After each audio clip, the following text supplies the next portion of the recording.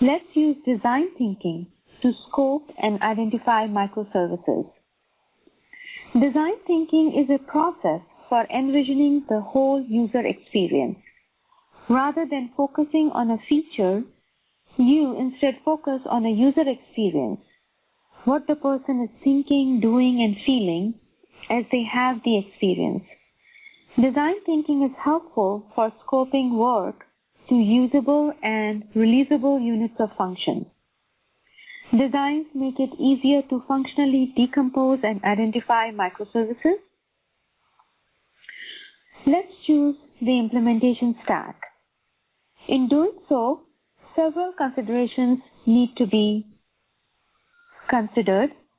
They are synchronous versus asynchronous, I/O versus processor, that is CPU-bound services, as well as memory and CPU requirements. In most microservice systems, developers use Node.js for serving web pages due to great affinity of Node.js with client-side JavaScripting running in the browser. Therefore, Node.js is quite popular in developing such microservices.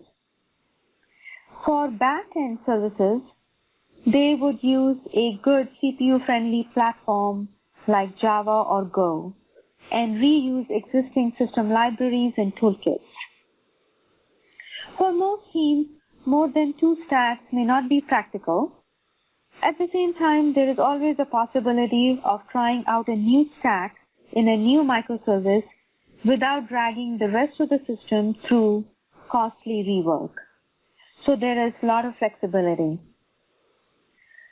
Let's talk about sizing the microservices. Most sizing exercises revolve around partitioning an existing monolithic application into individual microservices. A good rule is that a microservice should do one thing.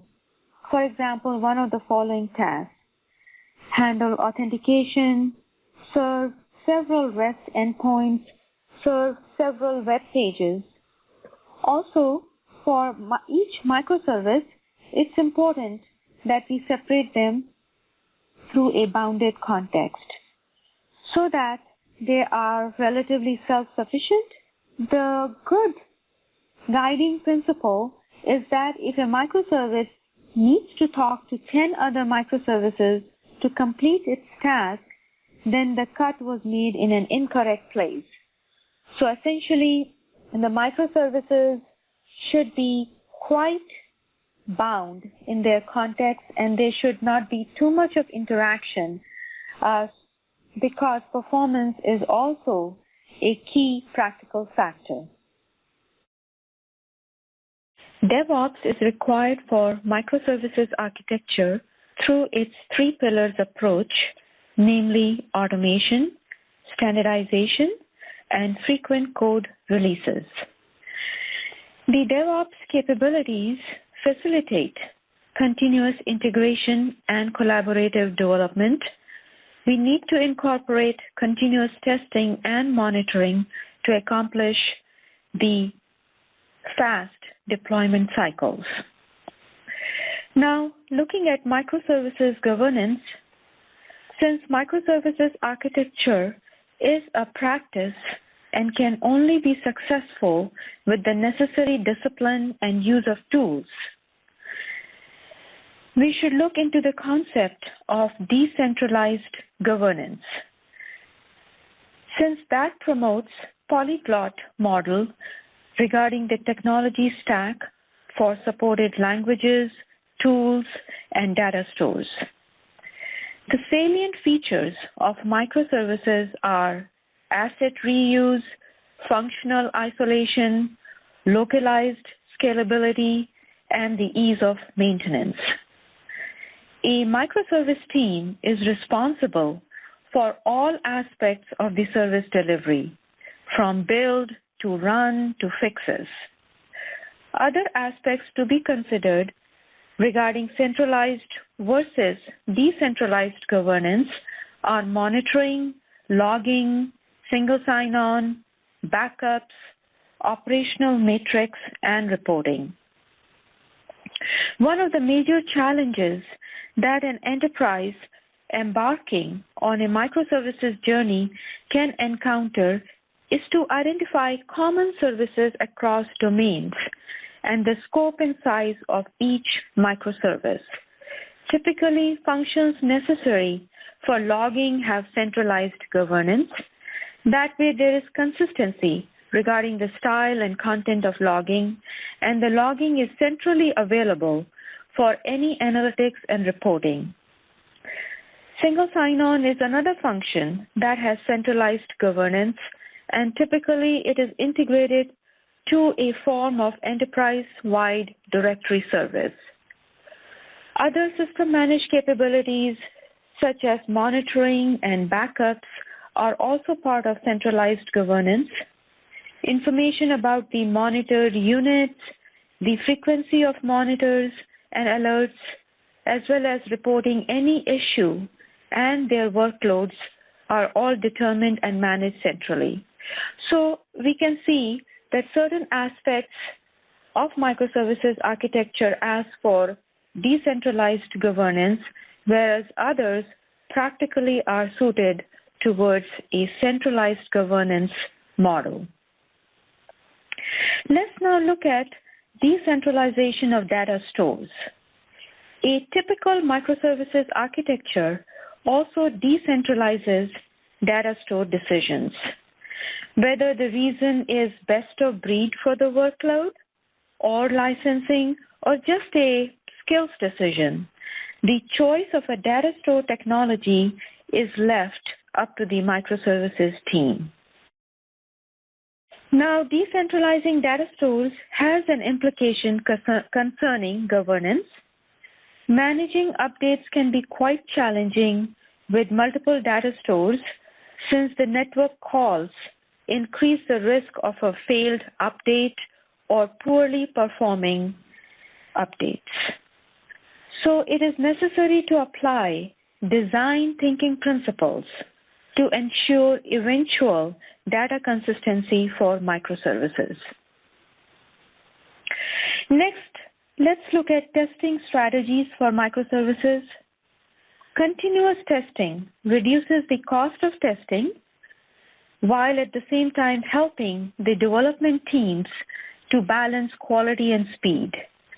Some of the benefits of continuous testing, as we know, are avoiding unexpected disruption to business, more reliable applications can be delivered, we have proactive problem prevention, we are more effective and have quicker testing patterns, there is less rework involved, and we have efficient and happier team members. Also, the operational costs are much lower.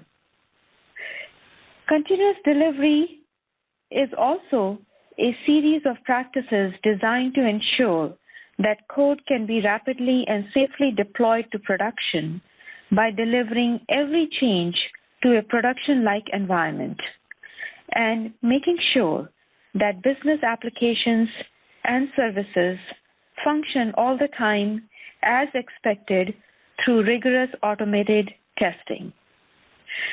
Because every change is delivered to a staging environment using complete automation, we can have the confidence that the application can be deployed to production with the push of a button when the business is ready. Developing microservices in Bluemix. Let's look at developing microservices using the various cloud services available under the DevOps umbrella in the Bluemix catalog. Delivery pipeline is an important cloud service under DevOps. It enables you to create stages and their corresponding jobs for each phase of deployment of your microservice.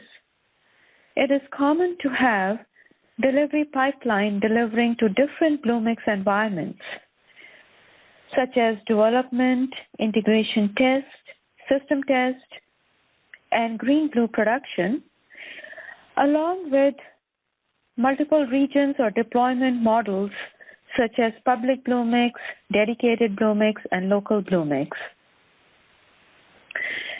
DevOps, in addition, provides the following capabilities: agile planning through the track and plan service, a web IDE for us to edit and manage source code, and source control management through Git, GitHub, or Jazz SCM, and allows automated builds and deployments through the delivery pipeline service. In this course, we have included a lab session on continuous integration using DevOps. I would encourage you to go through that lab. Next, let's look at communication. Microservice architecture supports both synchronous and asynchronous communication. Asynchronous communication is to be used in scenarios where one microservice app needs to start one or many microservice apps, but does not want to wait for the action to complete. In such cases, messaging is the best communication mechanism since it's asynchronous. IBM MQ-Lite for Bluemix is a cloud-based messaging service that provides easy-to-use messaging for Bluemix applications. IBM MQ-Lite is administratively light solution for messaging. You can choose which API to use based on your requirements, your system architecture, or your familiarity with a particular technology. You can use MQ-Lite to enable apps that are using different runtimes to communicate with each other using the AMQP protocol, which, as you know, is an open standard app layer protocol for message-oriented middleware, providing us with message orientation, queuing, point-to-point and pub-sub routing, as well as reliability and security. So let's move on to session persistence.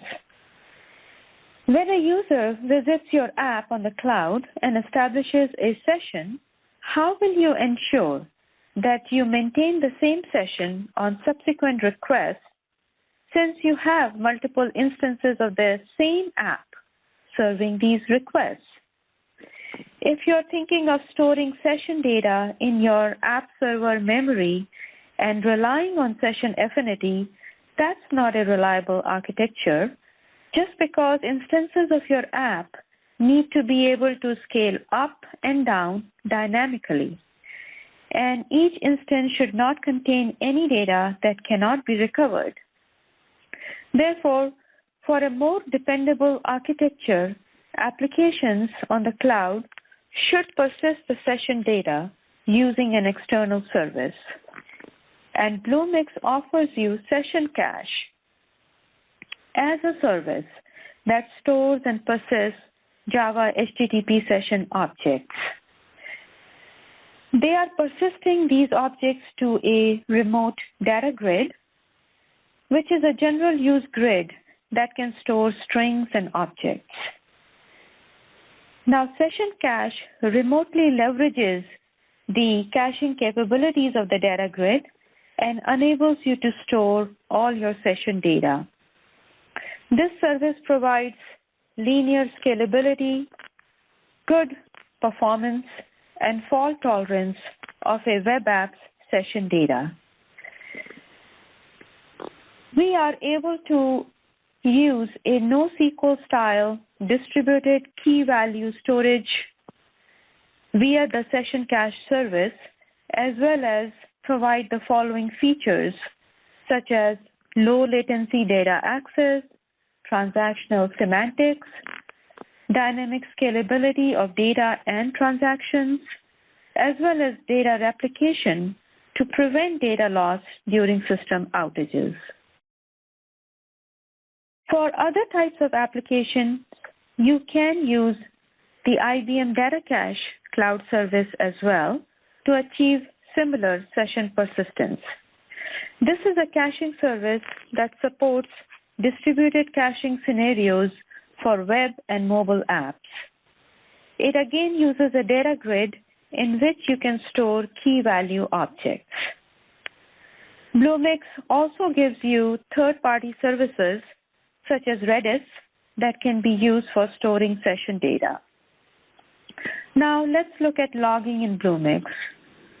All the logs from your app are visible using the Logregator component, which is one of the components in the Cloud Foundry architecture on which Bluemix is based. Let's move on to controlling access and visibility of endpoints. Many clients are now offering their APIs and microservices publicly as another way of monetizing their business. Bluemix enables you to expose the routes and endpoints of your services so that they can be accessed by your clients. In some cases, actually, you may not want your microservice endpoints to be publicly visible, or you may simply want to limit access to certain users or apps. In that scenario, IBM API Management Service enables you to catalog and control access to your microservice REST APIs. You can also throttle the number of requests allowed to your microservices by specifying rate limits on the number of calls a client can make to your API. Today, the service does not allow you to not make these endpoints visible. Therefore, you may want to use obscure host names and API keys to restrict the access, or even consider using a software-defined networking third-party service. So let's move on to how we can avoid failures. One of the microservice architectural patterns is to detect a failure condition. Bluemix provides certain services to proactively prevent some of the failure conditions. For example, you can enable Bluemix auto-scaling service to prevent microservice apps from running out of memory or CPU. You can also use MQLite to decouple your microservices so they do not hang when one of the microservices becomes unavailable. Bluemix also provides service monitoring. You can use a service status page, which is status.ng.bluemix.net, to see the current state of your services and information regarding event outages.